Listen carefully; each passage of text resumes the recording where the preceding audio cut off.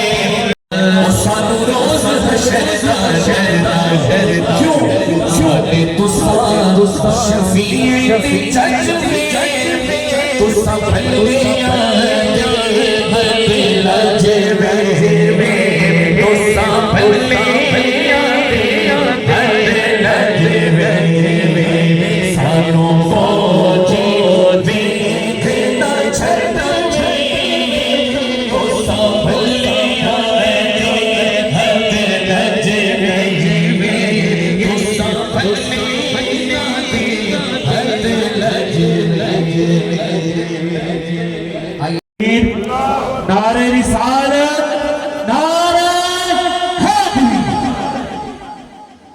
अल्हम्दुलिल्लाह रब्बिल आलमीन वल आकिबतु लिल मुत्तकीन वस्सलातु वस्सलामु अला सय्यिदिल अंबिया'i वल मुरसलीन अम्मा बाद फ़अऊज़ु बिल्लाहि मिनश शैतानिर रजीम बिस्मिल्लाहिर रहमानिर रहीम या अय्युहर रुसुलु कुलू मिनत तय्यिबाति वअमलू सालिहा सदक़ल्लाहुल अज़ीम अल्लाहुम्मा सल्लि अला सय्यिदिना व मौलाना मुहम्मदिन व अला आलि मुहम्मदिन व सहबिही व बारिक व सल्लिम। हम्द व सलात के बाद इंतहाई मोहतरम मोहतशम काबिल सदर एहतराम सामीने ज़ीवकार कायनात में मुक़द्दस तरीन जो ज़वात हैं वो हज़रत अंबिया अलैहिमुस्सलाम हैं। अल्लाह ताला ने उनसे मुखातबत इख्तियार करते हुए इरशाद फरमाया या अय्युहर रसूल कुलू मिनत तय्यिबात, ऐ रसूलों के गिरोह तुमने हमेशा रिज़्क़े हलाल का ही इल्तिज़ाम करना है। वअमलू सालिहा, और हमेशा नेक अमाल ही बजा लाने हैं। इसके ज़िमन में उलमा ने बहुत कुछ लिखा, लेकिन मैं तीन बातें आपकी समातों की नज़र करके अपनी बात को आगे बढ़ाऊंगा। पहली चीज़ फरमाया कि रिज़्क़े हलाल और अमाल सालेह ये आपस में लाजिम और मलजूम है। जब तक रिज़्क़ पकीज़ा नहीं होगा कभी भी अमाल साले की तौफीक नसीब नहीं होगी। इंसान कोशिश करे, इंसान इरादा करे, इंसान जोहद करे, पहली बात इंसान को कभी नेक अमाल की तौफीक ही नहीं मिलेगी। और अगर इंसान अपने आप को खींच करके रब की दहलीज पे ले भी आता है तो इसको इबादत का सरूर, इबादत की लज्जत और इबादत की हलावत नसीब नहीं होगी। दूसरी बात फरमाया जिसका रिज़्क़ पकीज़ा नहीं है अर्श का रहमान कभी भी उसकी दुआ को कबूल नहीं फरमाएगा। कुरान करीम के अंदर लफ्ज़ हैं उजीबू दावत दाई इज़ा दानी, मेरा बंदा जब भी मेरी बारगाह में दुआ के लिए हाथ उठाता है तो मैं उसकी दुआ को कबूल फरमाता हूँ। और फिर कुछ मकामात बता दिए गए, यहाँ दुआ मांगोगे तो अर्श का रहमान कबूलियत के दरवाजे को शादा फरमाएगा। जिस तरह रिवायत में लफ्ज़ हैं कि जब तुम तवाफ़ काबा करो तो रुकने यमानी के करीब से गुजरो तो हजरे अस्वद तक इस दीवार के करीब दुआओं की कसरत किया करो, क्योंकि ये दीवार दीवार मुस्तजाब है, और मेरे रसूल ने फरमाया कि जो शख्स इस दीवार के करीब दुआ मांगता है उसकी दुआ की कबूलियत के लिए 70,000 फरिश्ते आमीन कहते हैं। आमीन। लेकिन मेरे रसूल सल्लल्लाहु अलैहि वसल्लम ने इरशाद फरमाया, जिसका रिज़्क पकीज़ा नहीं है वो सहने हरम में खड़ा हो जाए, दीवार काबा के साथ लिपट जाए, गिलाफ काबा अपने हाथों में पकड़ ले और गिड़गिड़ा करके, आंसू बहा करके, आहुजारी करके रब की बारगाह में दुआ मांगे। फरमाया जब तक रिज़्क पकीज़ा नहीं होगा कि सहने हरम में भी जाके खड़ा हो जाए तो अर्श का रहमान इसकी दुआ को कबूल नहीं फरमाएगा। और तीसरी चीज़ कि अपनी तो दुआ कबूल नहीं होगी जब उम्मत के औलिया, उम्मत के सुलहा और उम्मत के उलमा उम्मत के लिए इज्तिमाई दुआ मांगते हैं, तो फरमाया जिसका रिज़्क पकीज़ा नहीं है, औलिया, उलमा, सुलहा की इज्तिमाई दुआओं में से भी उस बंदे को हिस्सा नसीब नहीं होता। आज देखिए कि हम इरादा करके सोते हैं कि सुबह नमाज फजर के लिए उठेंगे, और मैंने सुबह से कोई भी नमाज क़ज़ा नहीं करनी, मैंने गुनाहों से इज्तिनाब करना है, मैंने कुरान की तिलावत करनी है। लेकिन जब सुबह हुई तो हमारी आँख ही ना खुली, और ज़ोहर के वक़्त हमारी आँख तो खुली थी लेकिन हम मसरूफ़ इतने हो गए कि वक़्त ही ना मिला। और इसी तरह दीगर नमाज़ों की कैफियत और नेक अमाल का यही हाल बना, तो उसकी एक बड़ी वजह कि जब तक रिज़्क पकीज़ा नहीं होगा नेक अमाल की तौफीक ही नहीं मिलेगी। और जिसने अपनी ज़ात पे जबर किया और खींच करके रब की दहलीज पे ले गया, उसने एक एक्सरसाइज तो की लेकिन उसको नमाज की लज्जत, इबादत की हलावत और जो इबादत का सरूर था वही उसके दिल को नसीब नहीं हुआ। और दूसरी बात कि हम कितनी दुआएं मांगते हैं कि हम देखते हैं कि हमारी दुआएं दर्जा कबूलियत तक नहीं पहुंच रही, और फिर हम अल्लाह के बंदों के पास जाके कहते हैं हजरत दुआ करना। अच्छा, वो दुआ भी करते हैं लेकिन हमारे मसाइल हल नहीं होते। उसके पीछे एक बात कि जब तक हमारे रिज़्क में तहारत नहीं आएगी, हमारा रिज़्क पकीज़ा नहीं होगा, कभी भी हमारे आमाल की हलावत हमें नसीब नहीं होगी और अमाल साले की तौफीक नहीं मिलेगी, दुआ कबूल नहीं होगी, सालेहीन की दुआओं से हिस्सा मुयस्सर नहीं आएगा। अल्लाह के नबी अलैहिस्सलाम की ज़िंदगी मुबारक पढ़ के देखिए कि हुजूर एक दिन नमाज जनाजा के लिए तशरीफ़ ले गए, तो एक औरत की निगाह मेरे रसूल सल्लल्लाहु अलैहि वसल्लम पे पड़ी। उसने अपने गुलाम से कहा जल्दी से जाके हजूर की बारगाह में अर्ज़ करना, हजूर नमाज जनाजा की इमामत के बाद अगर आप हमारे घर तशरीफ़ लाएं और हमें शर्फ़ मेज़बानी बख्शें और हमारी सआदत के आप हमारे मेहमान बन जाएं, और हमारे दस्तरखान का ये एज़ाज़ होगा अगर आप उससे कुछ तनावुल फरमा लें।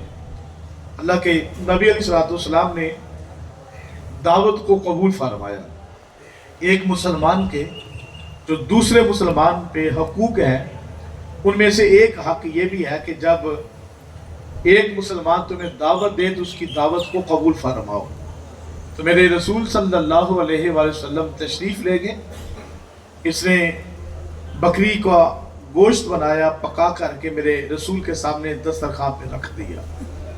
अल्लाह के नबी अलैहिस्सलाम ने उस गोश्त से एक लुकमा उठाया, अपने मुबारक मुंह में रखा।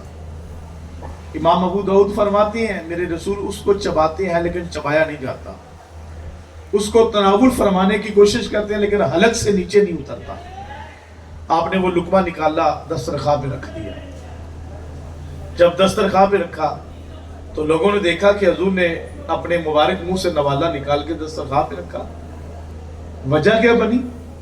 हजूर अलैहिस्सलाम ने फरमाया मुझे लगता है इस बकरी को मालिक की इजाज़त के बगैर ज़िबा कर दिया गया है। सुभान अल्लाह। औरत ने कहा हजरत आप तशरीफ़ ले जा रहे थे, मुझे जल्दी थी, तो फ़ौरन मैंने अपने ग़ुलाम को भेजा। मेरा ग़ुलाम बकरियों के मालिक के घर गया तो मालूम हुआ कि मालिक घर में नहीं है। तो मेरे ग़ुलाम ने मालिक की बीवी को बकरी की कीमत दी और बकरी ले आया और हमने ज़िबा करके आपके लिए दस्तरखान पे पका करके रख दी। और ये जो बै है, उलमा जानते हैं ये बै मकूफ़ है, यानी ये मालिक की इजाज़त पे मुअल्लिक होगी। अगर मालिक इजाज़त देगा तो जायज़ है, अगर मालिक इजाज़त नहीं देगा तो ये जायज़ भी नहीं है। तो अब ये मशकूक हो गया ना, थोड़ा सा शक आया, पता नहीं बकरी का मालिक वापस आ करके बीवी के किए गए सौदे पे राज़ी होता है या नहीं होता। तो हज़ूर अलैहिस्सलाम ने लुकमा निकाल के दस्तरखान पे रखा, फरमाया ये ग़ुलामों में, कैदियों में तकसीम कर दिया जाए, ये मोहम्मद और मोहम्मद के सहाबा के लिए जायज़ नहीं है। सुभान अल्लाह। कितनी एहतियात रिज़्क़ के बारे में मेरे रसूल सल्लल्लाहु अलैहि वसल्लम ने फरमाई। उम्मुल मोमिनीन फरमाती हैं कि एक रात मेरे रसूल घर तशरीफ़ लाए तो सहन में एक खजूर गिरी हुई थी और हजूर का अमल मुबारक और हुक्म मुबारक भी यही है, दस्तरखान पे नवाला गिर जाता हजूर उठा के तनावुल फरमा लेते। और हजूर ने हुक्म दिया अगर दस्तरखान पे कोई लुकमा गिर जाए तो फरमाया उसको झाड़ करके तनावुल फरमा लो, तुम्हें नहीं पता अर्श के रहमान ने किस लुकमे में तुम्हारे लिए बरकत रखी हुई है। सुभान अल्लाह। तो यहाँ रुक करके बात बताऊँ, इमाम मालिक रहमतुल्लाह अलैह शाही दस्तरखान पे बैठ के खाना खा रहे थे तो आपके हाथ से एक लुकमा गिरा, आपने उठाया दोबारा मुंह में रखा तो किसी ने तंज करते हुए कहा हजरत ये शाही दस्तरखान है, यहाँ पे अनवा अक़साम के खाने पड़े हुए हैं, तरह तरह की नेमतें हैं और आप फिर भी गिरा हुआ लुकमा उठा के खा रहे हैं। आप गुस्से में आए और कड़कदार लहजे में कहा तू क्या कहता है, मैं इन कमीने लोगों की वजह से रसूलुल्लाह की सुन्नत को छोड़ दूं? यार आज हम महफिल को देख के अपना रंग बदल लेते हैं, मजलिस को देख के अपनी चाल डाल तब्दील कर लेते हैं और फिर हमारी अकल दलील तराश लेती है, मियाँ जैसा देश वैसा बेस। इमाम मालिक ने फरमाया नहीं मेरे भाई, देश जैसा भी हो मोहम्मद अरबी के गुलामों का बेस नहीं बदला करता, बेस वही होता है जो 14 सदियां कबल मेरे मोहम्मद ने तुम्हें अता फरमाया है। तो मेरे रसूल ने खजूर को उठा के तनावुल फरमाया। तो उम्मुल मोमिनीन फरमाती हैं हजूर की आदत मुबारक यही थी कि नमाज इशा के बाद हजूर आगोश नींद में चले जाते। तो आज रात का एक हिस्सा गुजर गया, हमने देखा हजूर बिस्तर पे करवटें बदल रहे हैं, हजूर के चेहरे पे इस्तिराब की कैफियत है, वजूद पे बेचैनी है। हमने अर्ज किया बंदा नवाज, आदत मुबारक तो यही है कि नमाज इशा के बाद अब आगोश नींद में चले जाते हैं, आज क्या वजह है? मेरे रसूल सल्लल्लाहु अलैहि वसल्लम ने फरमाया जब मैं घर आया तो सहन में खजूर पड़ी हुई थी, तो मैंने रिज़्क़ के एहतराम में उठा करके उसे मुंह में रखा और उसे मैंने चबा लिया। जब हलक से नीचे उतरी तो मेरे जहन में ख्याल आया कहीं इस खजूर का ताल्लुक सदके की खजूरों से ना हो। और सदके के बारे में आप जानते हैं ना, इमाम हसन रज़ी अल्लाह तआला अन्हु बचपन का ज़माना है, मस्जिद में तशरीफ़ लाए तो सदके की खजूरों का ढेर लगा हुआ था। आपने खजूर उठाई अपने मुंह में रखी, हजूर मिंबर शरीफ से नीचे उतरे, दौड़ करके आए और इमाम हसन के मुंह में उंगली रख के खजूर को निकालते हुए कहा कखिन कखिन हाज़िही सदका। फरमाया हसन इसको निकाल लो, तुम्हें नहीं पता ये सदका है और अल्लाह ने मोहम्मद और मोहम्मद की औलाद पे सदके को हराम करार दिया है। यार जो अपनी औलाद के बारे में इतनी एहतियात करता है, अपनी जात के बारे में कितनी एहतियात करेगा। उम्मुल मोमिनीन फरमाती हैं हमने अर्ज किया हुजूर सदके की खजूरें मस्जिद में थी, आपने गुरबा में मसाकीन में युतामा में तकसीम कर दी।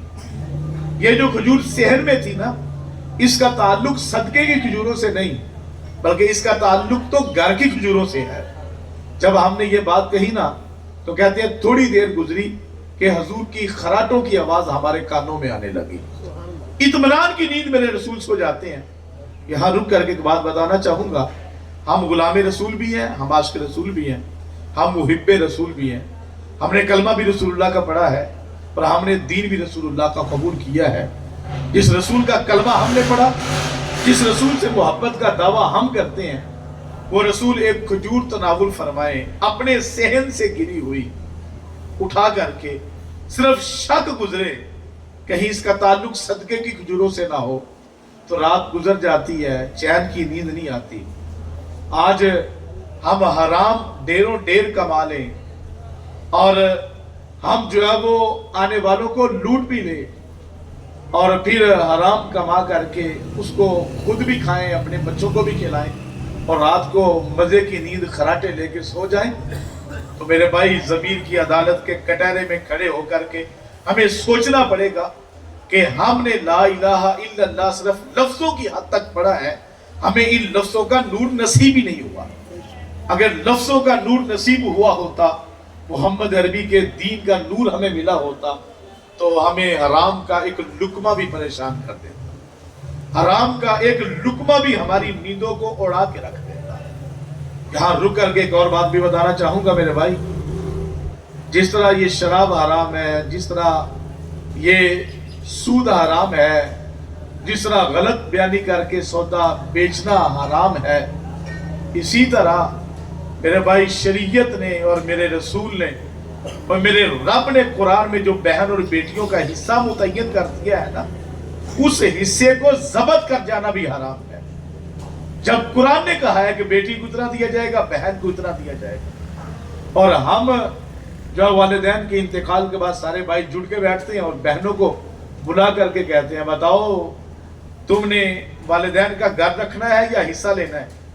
تو ان کے دل تو نرم ہوتے ہیں نا گلاب سے بھی، وہ تو آنکھوں میں آنسو فوراً اتر آتے ہیں اور ان کی زبان پہ لفظ ہوتے ہیں ہم نے یہ ٹگے لے کے کیا کرنا ہے؟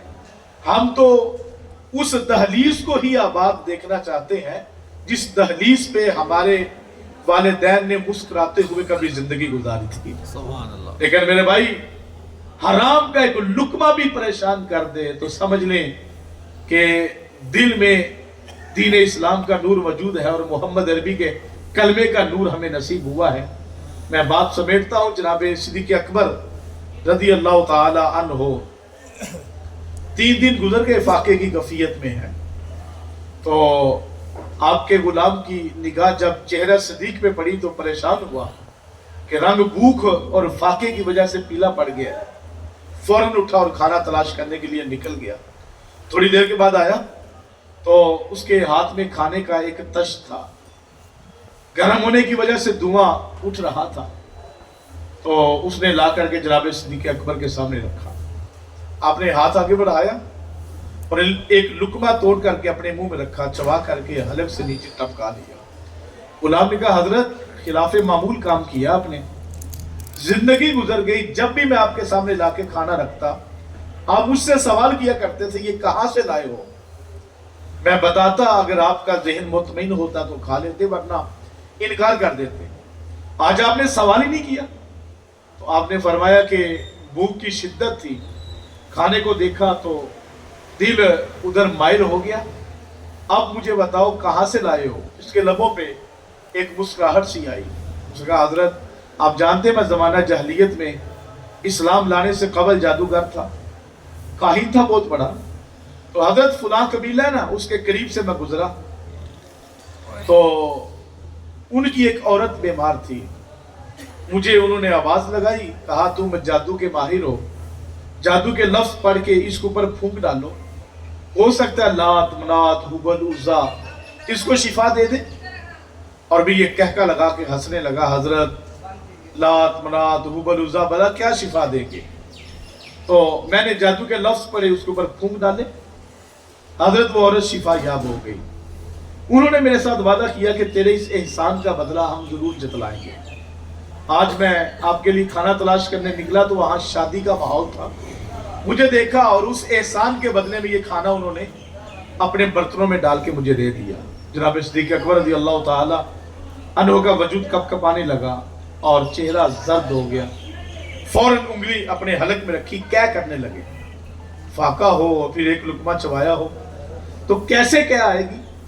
کسی نے کہا حضرت ایک لقمہ ہے اور اس میں حرج ہی کیا ہے، آپ کیوں نکال رہے ہیں؟ آپ نے فرمایا تمہیں پتہ ہے میرے رسول نے کاہنوں کے پاس جادوگروں کے پاس جانے سے منع کیا ہے اور ان کو حرام قرار دیا ہے، اور حرام کے ذرائع سے جو آمدن ہوتی ہے وہ بھی حرام ہی ہوتی ہے، اور میرے رسول نے فرمایا جو جسم حرام کی کمائی سے پروان چڑھتا ہے اس کے لیے جہنم کی آگ ہی بہتر ہے.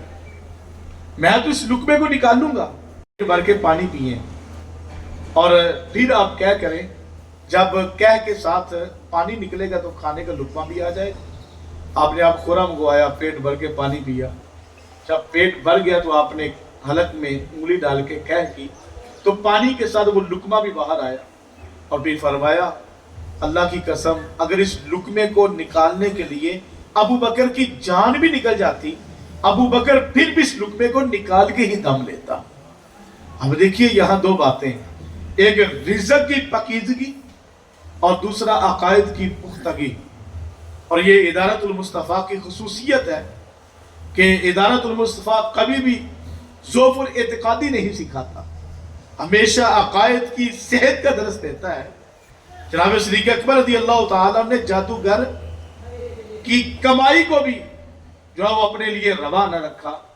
آج ہمارے معاشرے میں جس میں ہم بس رہے ہیں, عقائد اتنے کمزور ہو گئے, اعتقاد اتنے ضعیف ہو گئے. اگر کوئی خلاف شرع کام کرنے والا, حضور کی سنت کا تارک بلکہ فرائض کا تارک, اس سے بھی بڑی بات اگر کوئی غیر مسلم بھی دم کرنے کے لیے بیٹھ جائے تو ہم اس کے دروازے کے سامنے کتاریں نہیں بنا کے کھڑے ہو جاتے, ہم دلائل نہیں تراش لیتے میاں شفا ہے اللہ جس کے ہاتھ میں مرضی رکھ دے. بھئی وہ بھی تو رب کا کلام ہی پڑھتا ہے نا. اچھا یار صدیق اکبر رضی اللہ تعالیٰ نے رزق کے ساتھ ساتھ عقائد کی صحت کا بھی درس دیا ہے اور عقائد کی پختگی کا بھی درس دیا ہے. جب لقمہ نکلا تو صدیق اکبر رضی اللہ تعالیٰ عنہ کے چہرے پہ بشاشت کا نور آ جاتا ہے. بحرین سے مال آیا تو جناب فاروق اعظم رضی اللہ تعالیٰ نے مجاہدین میں اہل مدینہ میں تقسیم کر دیا. اس مال میں کستوری کا ایک ڈھیر بھی تھا. تو آپ نے فرمایا تم میں سے کوئی تول کا ماہر ہے ترازو کا, جو کستوری کو اٹھائے ترازو پہ رکھے اور مسلمانوں میں برابر تقسیم کر دے. تو کوئی بھی نہ بولا. آپ کی زوجہ تھی حضرت عاتقہ. حضرت میں یہ فن جانتی ہوں, مجھے حکم کرے. آپ نے خاموشی اختیار کی. فرمایا تم لوگوں میں سے کوئی جانتا ہے؟ تو عاتقہ عرض کرتی ہیں حضرت میرے اوپر اعتماد نہیں ہے. آپ نے فرمایا عاتقہ اعتماد ہے لیکن تو عمر کی بیوی ہے, جب اپنے ہاتھوں سے کستوری اٹھائے گی ترازو پہ رکھے گی مسلمانوں میں بانٹ دے گی, جتنا مسلمانوں کو ملے گا اتنا مجھے بھی ملے گا. اور جب کستوری ختم ہو جائے گی تو کیونکہ تو نے کستوری اپنے ہاتھوں سے اٹھائی ہوگی تو کچھ ذرات تیرے ہاتھوں پہ لگے رہ جائیں گے اور ان ذرات کو تو اپنے لباس پہ ملے گی یا اپنے جسم پہ ملے گی, اور تو میری بیوی ہے اور پھر وہ چند ذرات جو تیرے ہاتھوں پہ ہے ان کو اپنے لباس پہ مل کے صاف کرے گی. وہ چند ذرات مسلمانوں سے زیادہ عمر کے گھر میں آ جائیں گے. مجھے خوف آتا ہے کہیں قیامت کے میدان میں ان زیادہ ذرات کی وجہ سے رب کی گرفت میں نہ آئے. کتنی احتیاط کی ہے میرے بھائی رزق کے بارے میں. اور آج ہم ایک دوڑ کے اندر آ کے کھڑے ہو گئے ہیں کہ فلاں کے پاس فلاں ماڈل کی گاڑی ہے, فلاں کے پاس ایک دکان ہے, میں 2 دکانیں بناؤں گا, اس کے پاس فلاں سوسائٹی میں بنگلہ ہے, میں فلاں سوسائٹی میں اپنا اچھا مکان تعمیر کروں گا. صاحب یہ دوڑ ایسی دوڑ ہے جس کے اندر آج تک کوئی بھی نہیں جیت پایا اور کوئی بھی نہیں آگے گزر پایا. اس لیے اس دوڑ کے اندر شامل ہو کے اپنی آخرت کو برباد نہ کریں. ہمیشہ حلال اور حرام کی تمیز کو مد نظر رکھتے ہوئے اس درس کو اپنایا جائے جو میرے رب نے میرے رسولوں کے ذریعے ہمارے تک پہنچایا. یا ایھا الرسول مقدس ترین ذوات ہیں, پھر بھی رب نے کیا کہا, یا ایھا الرسول, اے رسولوں کے گروہ, کلوا من الطیبات, تم نے ہمیشہ رزق حلال کا ہی التزام کرنا ہے. وَاعْمَلُوا صَالِحًا, تم نے نیک اعمال ہی بجا لانے ہیں. اللہ کی بارگاہ میں التجا ہے کہ اللہ تعالیٰ ہمیں رزق حلال کی توفیق نصیب فرمائے اور رزق حلال کے دروازے ہمارے لیے کشادہ فرما کے ہمیں اعمال صالح کی توفیق عطا فرمائے. وَمَا عَلَيَّ إِلَّا الْبَلَاغُ. سلام شفاعِ بز میں ہدایت کے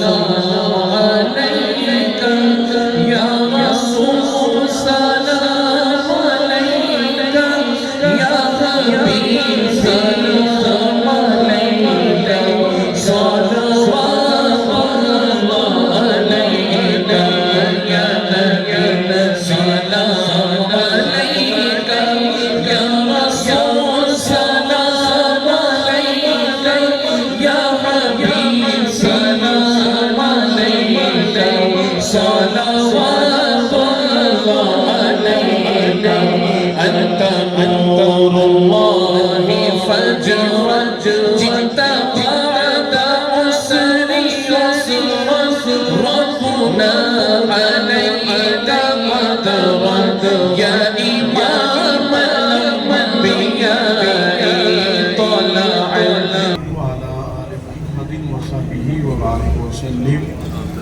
میرا مالک ہمارے درس قرآن کی اس مجلس کو اپنی بارگاہ میں قبول فرما، جو احباب مصروفیات کو ترک کر کے کاروبار چھوڑ کر کے تیرے قرآن کا پیغام سننے کے لیے تشریف لائے، اللہ ان کے قدموں کو گلزار بنا۔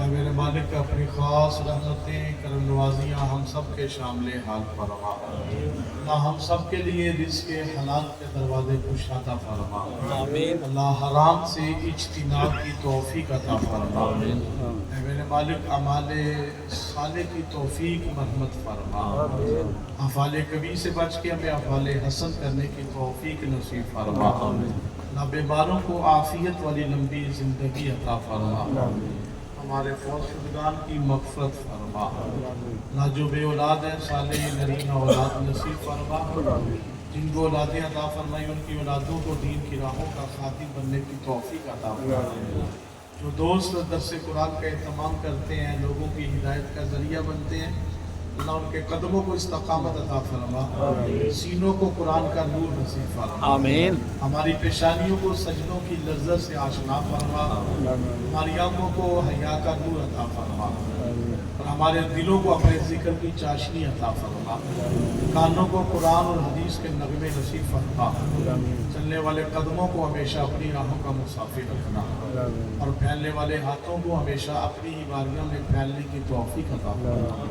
اللہم اغفر ذنوبنا وطہر قلوبنا وحسن فروجنا، اللہم اید الاسلام والمسلمین، اللہم اعز الاسلام والمسلمین، صلی اللہ تعالی علی حبیب محمد وعلی آلہ صحابہ اجمعین۔ لا الہ الا اللہ۔